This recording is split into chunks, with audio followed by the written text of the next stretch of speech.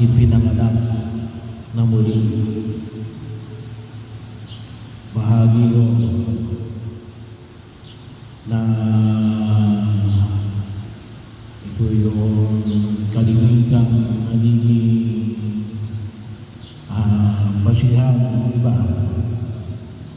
Mas kilala namin sa tawag na born again. Bahagi yun. Ang akala ng iba, yung ipinanganak na muli, pinakailangan ka muling binyagan. Kung tutusin, yung binyag natin, yun ang ibig sabihin na muling ipinanganak. Literally, kung tutusin mo, yung ginamit ng salita sa Grego na ipinanganak na muli, ang talagang ibig sabihin ay ipinanganak mula sa itaas. Born from the above. Lumahagi yun. O kung ipinahayag ko rito ay ipinanganak mula sa Espiritu. Pero yun ang ibig sabihin, yung pinakabinyag natin, yun ang ipinanganak na muli. Kaya bahagi rin kasi isang biyaya na kung tutusin po, hindi masyado natin napapahalagaan. Kaya isang pamamaraan na makita natin yung kapangyarihan na dulot ng binyag ay yan ay patuloy natin pinagtitibay. Kaya po yung aking pamamaraan ng pagsimula ng misa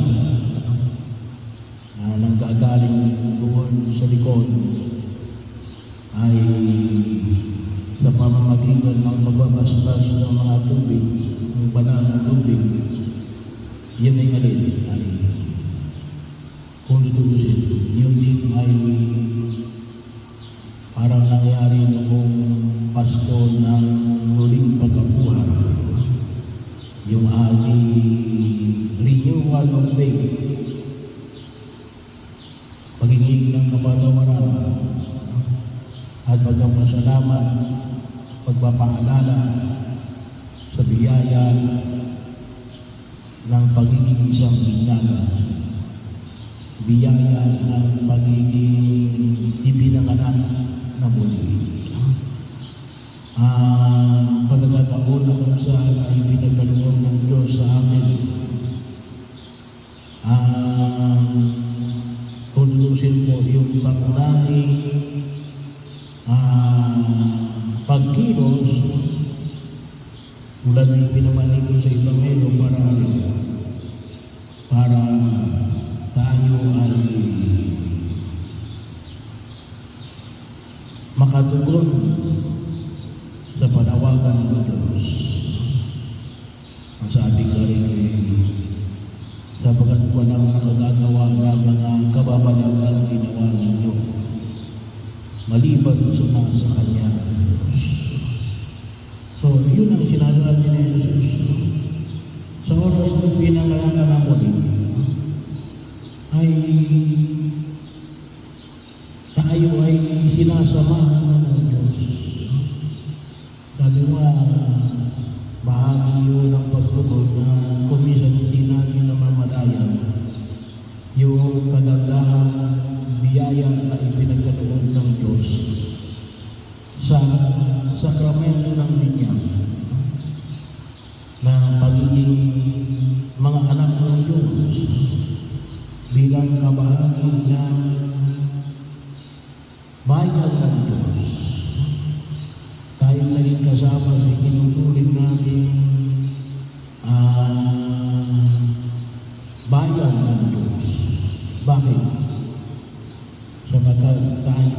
pinanganak na muli. Tayo yung bagong Israel. Kaya pagkakataon na kinakailangan natin paibigin, sabi nga ay, bakit ka pupunta sa langit? Kuminsan sabi nga natin ay, dahil sa gumawa ka lang mabuti. Hindi. Tayo ay nangangalangin. Kaya tayo gumagawa ng mabuti. We do not work for heaven. We are from heaven. We are from the above. Tayo yung mga isinilang mula sa itaas. Tayo yung mga isinilang na muli. Kaya tayo ay mga tagalaki. Yung that is very powerful kung naiintindihan natin. Baka tayo gumagawa ng mabuti. Pag magkakaroon na lamang, tayo mga tagalaki. So, ibig sabihin, hindi ka gumagawa ng mabuti para pumunta ka sa langit. Ikaw ay tagalaki. Kaya ka gumagawa ng mabuti. Magkaiba ko kasi yun. Yun ang ibig sabihin ng Jesus. Kaya nagagawa ko ito kasi ako ay galing sa langit. At tayo lahat din ay nanggaling sa langit sa biyaya ng sakramento ng binyag. Bahagi yun na kung tingnan po natin, doon tayo kukuha ng lakas. Bakit kung minsan hindi tayo makakuha ng lakas? Ang isip kasi natin ay tayo ay nasa lupa at tayo mga taga-lupa. Hindi. Tayo taga-lupa. Tayo nasa lupa. Pero kung ito gawa ng binyag, hindi na tayo taga-lupa. Tayo ay mga taga-langit na naglalakbay dito sa lupa nang sa ganon makarating tayo sa langit.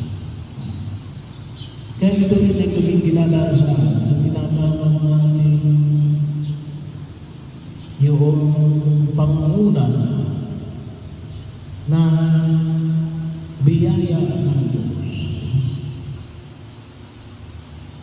Yung pangunguna na unang ipinagkaloob sa atin ng Diyos.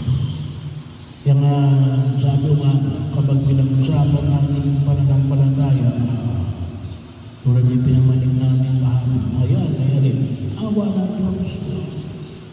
Awa ng Diyos. Kasagataon.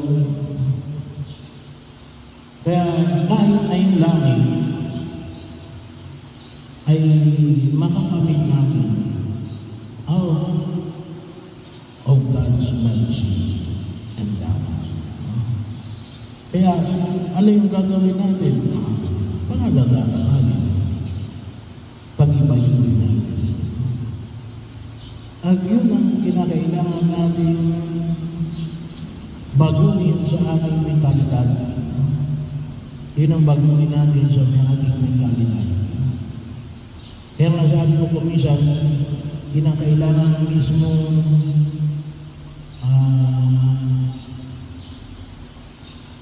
pag-ibayin. Alam nyo, kumisan ay kapag yung mga binyag natin, kinakailangan kasi mayroong seminar. Hindi nakikinig sa seminar. Kaya kumisan, hindi natin naiintindihan kung ano yung ibinibigay ng binyag. Kaya,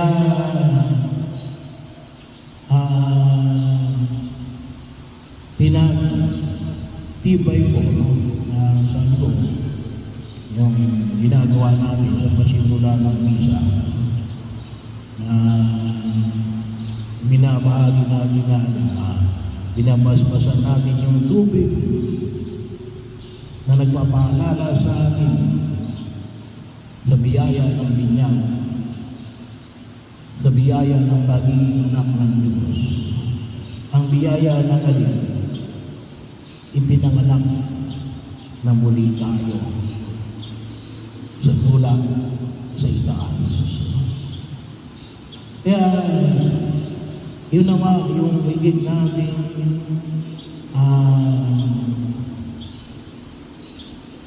maintindihan. At sabi nga rin natin, ito ay alin, shifting of pagkaunawa na makita namin. At isa na rin ay alin, yung pagbabago ng kaisipan na we do not work for heaven. Hindi tayo nagtatrabaho para sa langit. Tayo ay tagalangit. Kaya tayo ay nagtatrabaho. Magkaiba yung kaisipan. Bahagi yun. At saan kinakailangan simulan yun? Yung karangalan na ipinagkaloob sa atin ng Diyos bilang mga binyagan.